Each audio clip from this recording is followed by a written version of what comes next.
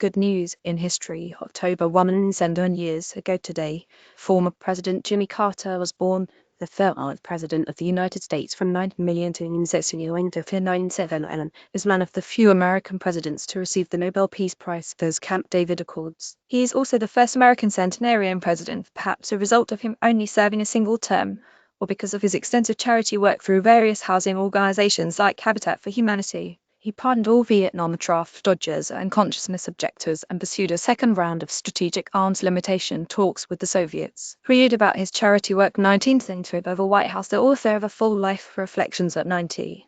The couple has volunteered for the housing organization for more than 30 years, during which time they have helped build more than 4,000 homes. He passed away not long after a 100th birthday celebration. The Carter at the White House.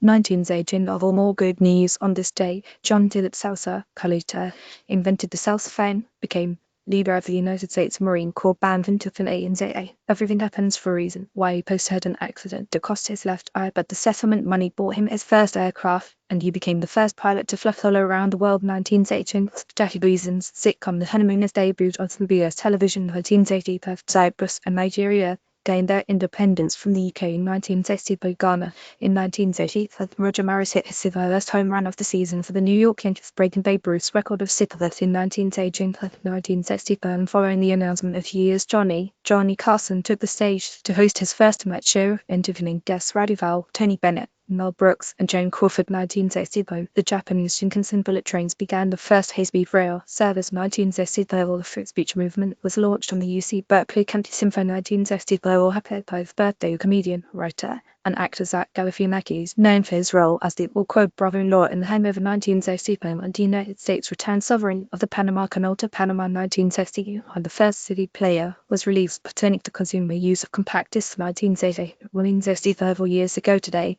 the illustrious Mrs.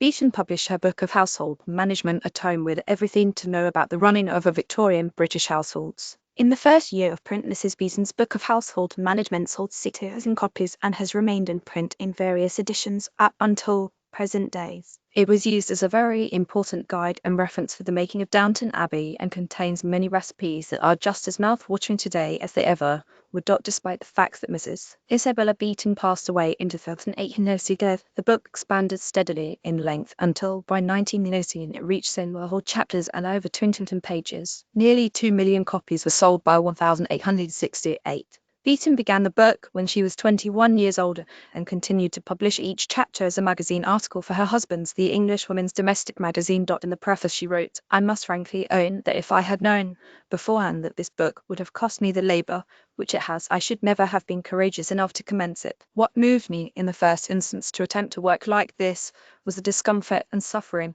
which I had seen brought upon men and women by household mismanagement. There's an illustrated guide to all the appropriate tools a kitchen must be stocked with, all the worthwhile fish one should buy from a fishmonger, and all the most liked fruits and how they should be arranged on silver platters. In the introduction to Cookery explains the progress of mankind from barbarism to civilization, with a mention of man in his primitive state, living upon roots and the fruits of the earth, rising to become a hunter and a fisher, then a herdsman, and finally the comfortable condition of a farmer. It is granted that the fruits of the earth, the fowls of the air, the beasts of the field, and the fish of the sea are still the only food of mankind, but that these are so prepared, improved, and dressed by skill and ingenuity that they are the means of immeasurably extending the boundaries of human enjoyments. Her letters on tomatoes are particularly strange, as she emphasized thrift and economy, and like many other English of her time, had a serious distaste for foreign foods, describing mangoes tasting like turpentine and cheese as a thing to be eaten only by sedentary people. The tomato's flavour stimulates the appetite and is almost universally approved. The tomato is a wholesome fruit and digests easily. The whole plant has a disagreeable odour, and its juice, subjected to the action of the fire, emits a vapour so powerful as to cause vertigo and vomiting. 1,861 54 years ago today, Walt Disney World Resort opened near Orlando, Florida, covering 39 square miles. 1K and 2. The Florida Project, as it was known inside the company, was developed by Walt Disney himself in the 1960s. After he died during the initial planning, the company, which already operated Disneyland in California, wrestled with whether to bring the project to fruition. However, Walt's older brother, Roy, came out of retirement to make sure Walt's biggest dream was realized. Joe Robertico Denny's Adriana Masher's CC license above it now consists of 4 theme parks. The original was the Magic Kingdom, then came Epcot, A World of Tomorrow, then Disney's Hollywood Studios and Disney's Animal Kingdom.